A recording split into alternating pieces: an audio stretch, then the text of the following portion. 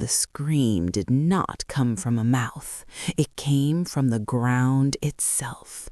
A long, wounded sound rolled across the battlefield, vibrating through the shattered bunkers, the twisted wire, the broken tanks half swallowed by earth. The soldiers staggered as if hit by a physical force. Some dropped to their knees, clutching their ears. Others screamed back in pure panic. Sergeant Elias Mercer forced himself to stand. "Hold your positions," he shouted, though his own voice shook. "Form up, now!" The figures crawling from the soil continued to rise. They were wearing the uniforms of the missing battalion, torn, blood-soaked, frozen in the moment of death. Faces were pale and slack, eyes sunken into black hollows, their limbs bent the wrong way, dragged by invisible hands beneath the earth. Private Nolan sobbed. They're not alive." One of the dead soldiers lifted its head and looked directly at Mercer. Its mouth opened, and it spoke. "Why did you leave us here?" Mercer's heart slammed against his ribs. The voice was calm, empty, not angry, not human. Captain Hale raised his rifle. "Open fire!" The platoon obeyed. Gunfire tore through the night. Bullets punched into chests, shattered skulls, tore limbs from bodies. But the dead did not fall. They kept coming, crawling, standing, pulling themselves from the soil as if the land itself were giving birth to them. A corpse with no lower jaw staggered forward, one arm missing, ribs exposed and blackened. It reached for Corporal Jensen. Jensen screamed and fired point blank into its face. The head exploded. The body kept walking.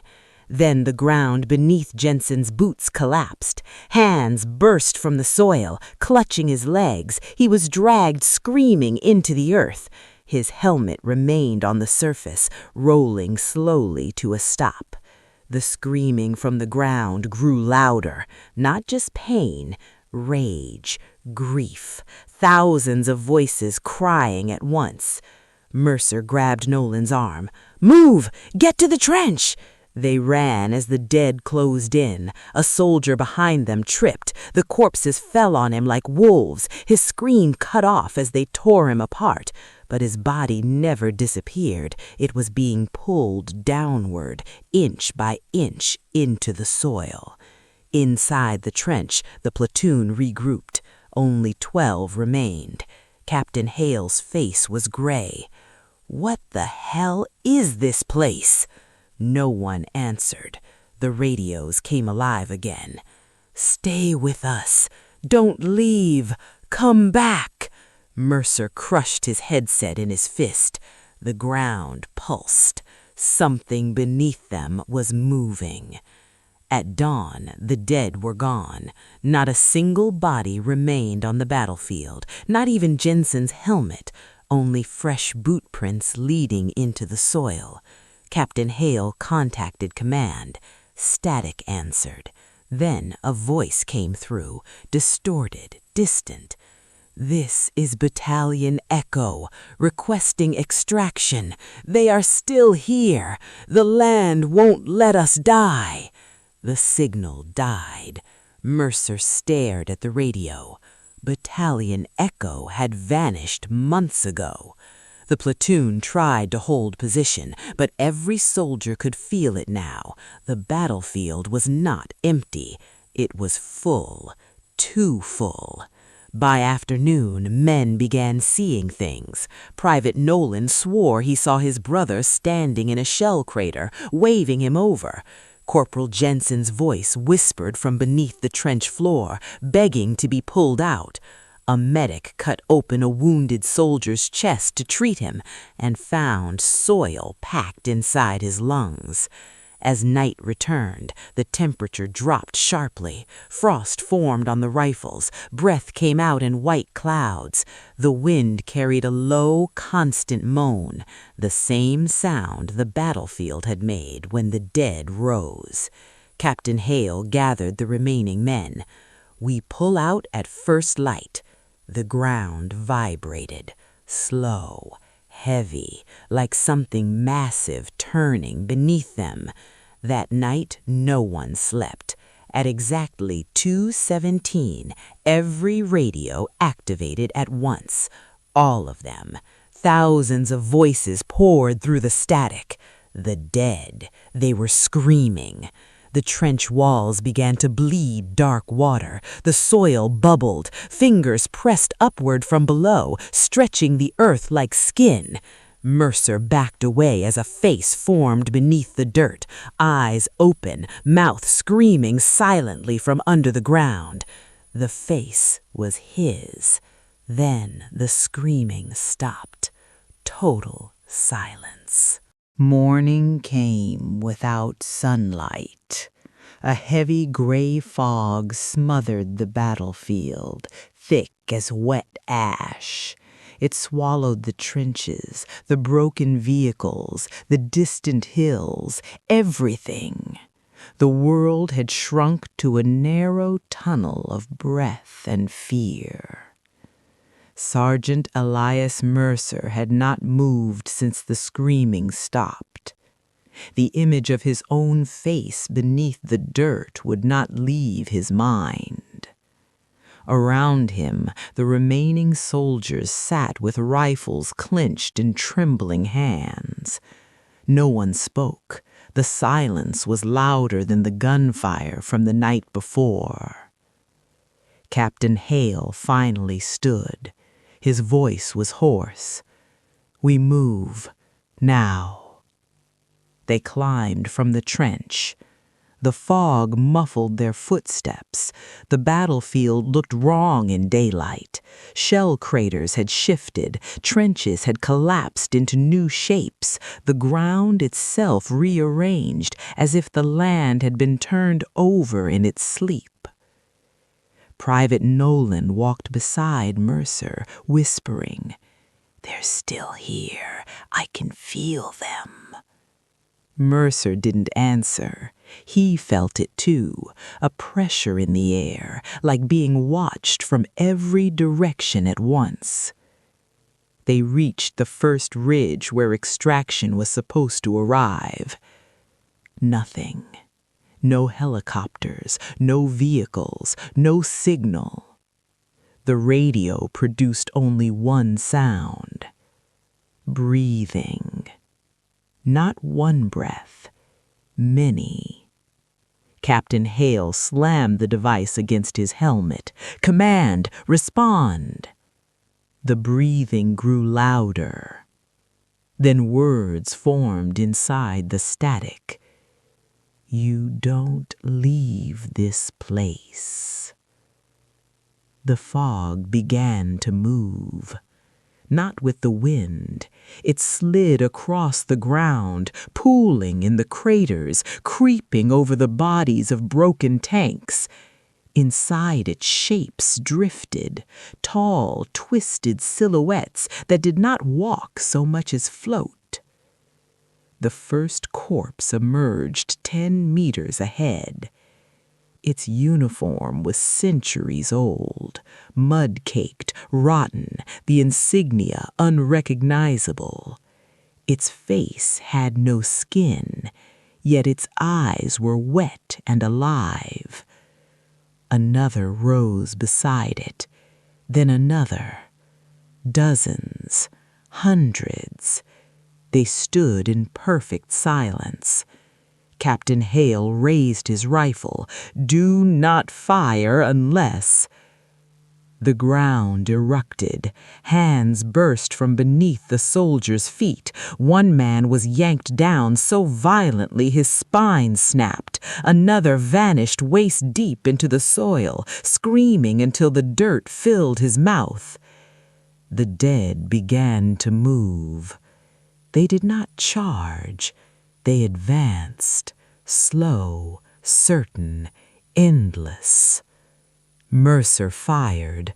The bullet passed through the corpse's chest and vanished into the fog. The corpse kept coming. The platoon broke. Men ran in every direction. The fog swallowed them. Screams echoed and cut off one by one. Mercer grabbed Nolan and pulled him toward a collapsed bunker. They dove inside as the dead closed in. Through the cracked concrete entrance, Mercer watched as Captain Hale stood his ground. The dead surrounded him. Hale screamed, firing until his rifle clicked empty. Then the dead touched him, not violently, gently. They placed their hands on his arms, his shoulders, his face, and pulled. Hale's body folded backward and sank into the earth as if the ground were water. When he disappeared, the soil smoothed over his face. The fog thinned. The battlefield was quiet again. Only Mercer and Nolan remained. Nolan was sobbing. "Why is this happening?" Mercer stared at the place where Hale had vanished. "Because this land remembers." They ran. They ran for hours. The landscape never changed. No matter how far they moved, the same broken tank always appeared on the horizon, the same burnt-out bunker, the same collapsed trench. They were walking in circles. Nolan fell to his knees. "We're not in the world anymore." Mercer helped him up. They reached a crater filled with black water. Something was floating in it. A soldier, face down. Nolan approached slowly. "Hey, hey." The body rolled over. It was Nolan's brother. His eyes opened. "You left me," the corpse whispered. Nolan streamed. The corpse sat up. Its chest burst open from the inside. Hands poured out. Mercer dragged Nolan away as the crater erupted with bodies climbing over one another, tearing free from the water, reaching, grasping, whispering. The fog returned. The dead followed. The battlefield began to scream again. And this time, it was laughing. The fog lifted, not upward, but inward.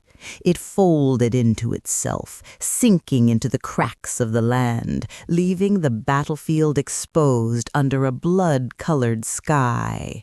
The clouds were low and swollen, like infected wounds stretched across the heavens. The air tasted of iron and rot.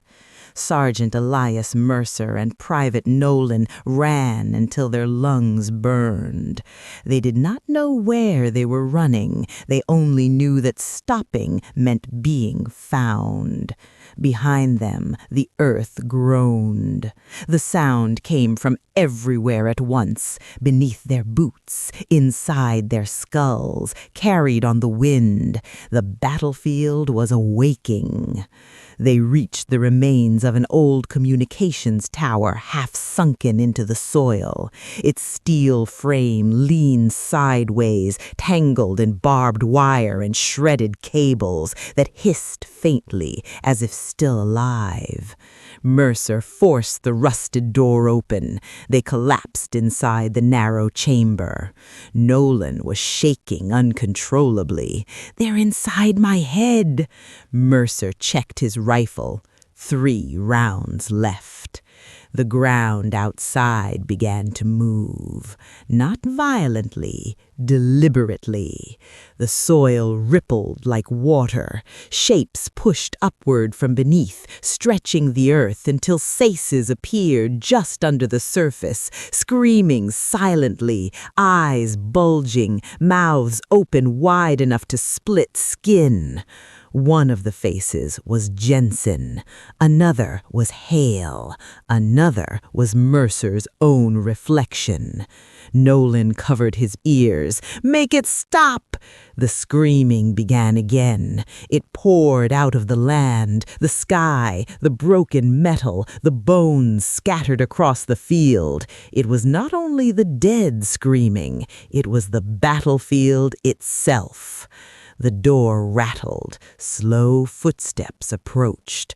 Mercer raised his rifle. The door creaked open.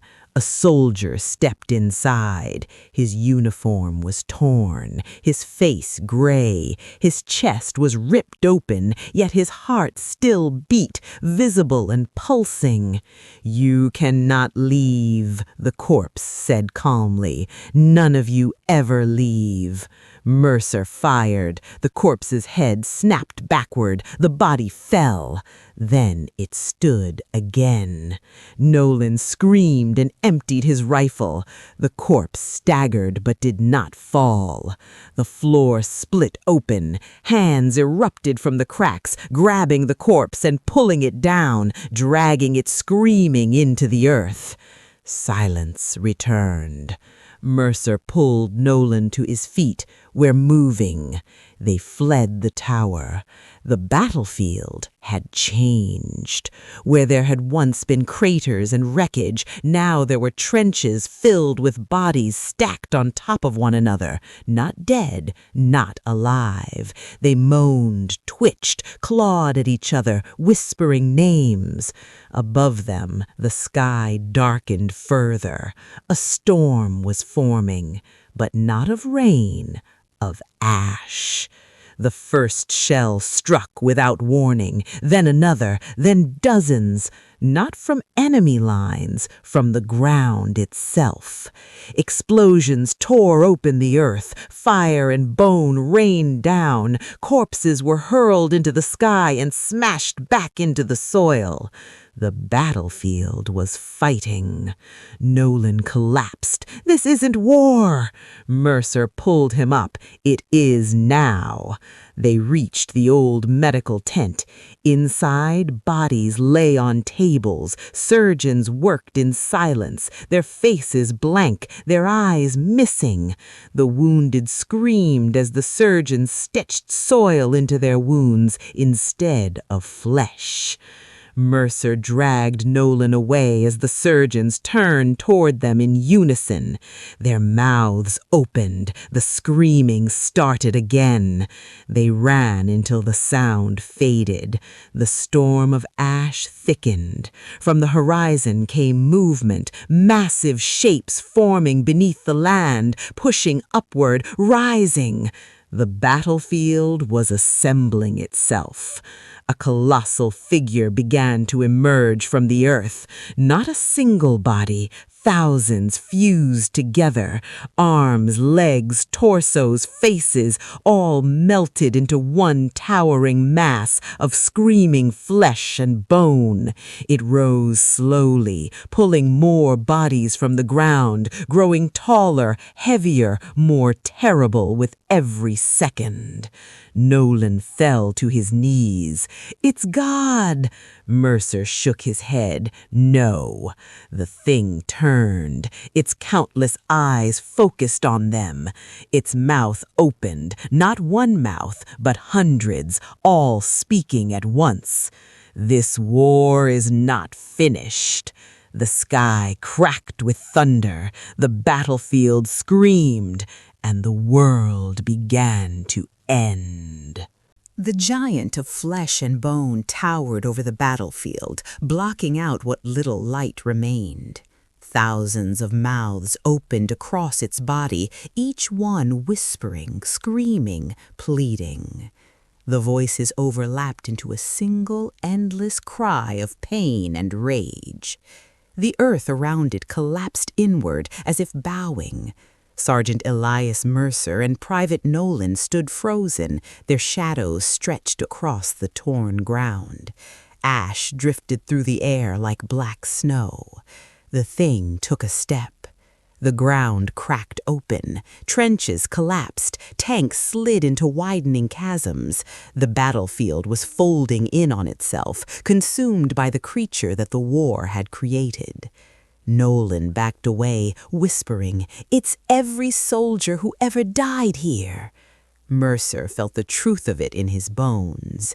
The creature's many eyes locked onto them.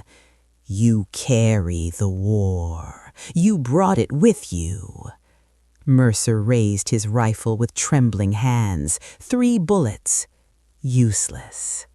The giant lowered its head. Faces emerged from its surface. Jensen, Hale, Nolan's brother, soldiers from battles a century old, all fused together, their eyes full of endless exhaustion. "You must stay," the voices said. "The land needs you." The battlefield began to drag itself toward them. The soil turned liquid, pulling at their boots. Nolan screamed as the ground swallowed him up to his knees. Mercer grabbed his arms and pulled with everything he had. The earth resisted. Hands pushed up from beneath, gripping Nolan's legs, his waist, his chest. Nolan looked at Mercer, tears streaming down his face. "I don't want to die here." Mercer screamed as he dragged him free. They ran. Behind them, the giant advanced. Each step created new graves.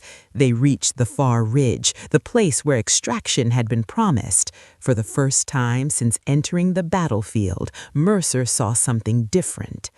A road. Not broken, not burned, whole. At the end of it stood a military convoy, engines running, soldiers waving. "Over here!" someone shouted. Hope exploded in Mercer's chest. They ran for the road. The battlefield screamed. The giant roared. The earth surged upward like a wave, trying to drag them back. Mercer shoved Nolan ahead. "Run!" They reached the convoy. The soldiers pulled them aboard. The trucks roared to life. As they drove away, Mercer looked back. The battlefield was closing in on itself. The giant sank slowly into the earth, its many mouths still screaming as the land swallowed it whole. The road behind them vanished. Silence fell. Nolan collapsed into Mercer's arms, sobbing, "We're out! We're out!" Hours later, they reached base. Doctors examined them. Officers questioned them. No one believed a word. Satellite images showed the battlefield empty. No movement, no disturbance, no giant, no storm, no bodies. Official report: platoon lost to enemy fire, only 2 survivors. That night, Mercer woke screaming. The ground beneath his bed was breathing. Nolan vanished the next morning. His boots were found beside Mercer's bunk. The soil beneath them was still warm. Weeks later, Mercer stood alone on the edge of the base. The wind carried a familiar sound. A low, distant scream. Across the horizon, new soldiers were marching toward the same battlefield. The war was waiting. The end.